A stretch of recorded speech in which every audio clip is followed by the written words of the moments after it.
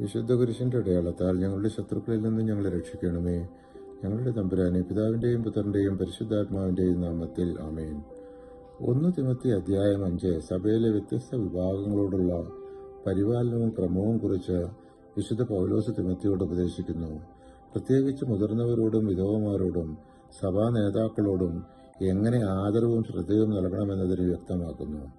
മുതിർന്നവരെ പിതാവിനെയും മാതാവിനെയും പോലെ ആദരിക്കണം.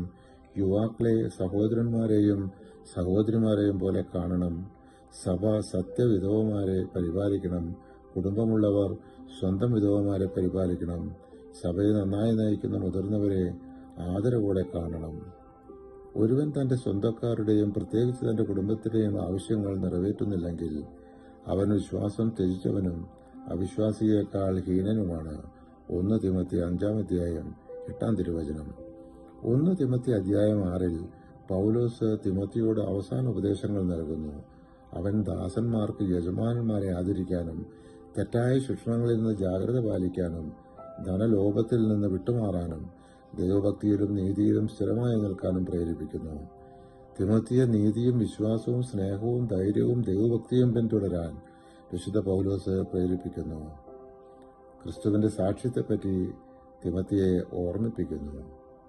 അവൻ പന്തിയോസ് പീലാത്തോസിന്റെ മുന്നിൽ സത്യത്തെ സാക്ഷീകരിച്ചു. ഉള്ളതുകൊണ്ട് തൃപ്തിപ്പെടുന്നവന് ദൈവഭക്തി വലിയൊരു നേട്ടമാണ്. കാരണം നാം ഈ ലോകത്തിലേക്ക് ഒന്നും കൊണ്ടുവന്നില്ല, ഇവിടെ നിന്നൊന്നും കൊണ്ടുപോകാനും നമുക്ക് സാധിക്കുകയില്ല. 1 തിമോത്തി 6 അധ്യായം 6-7 തിരുവചനങ്ങൾ.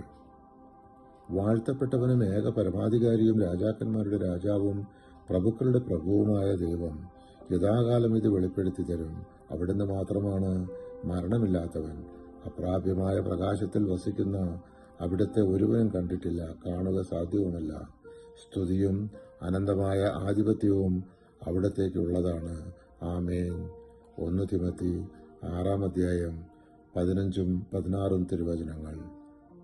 1 തിമോത്തി ഇവിടെ പൂർണ്ണമാകുന്നു.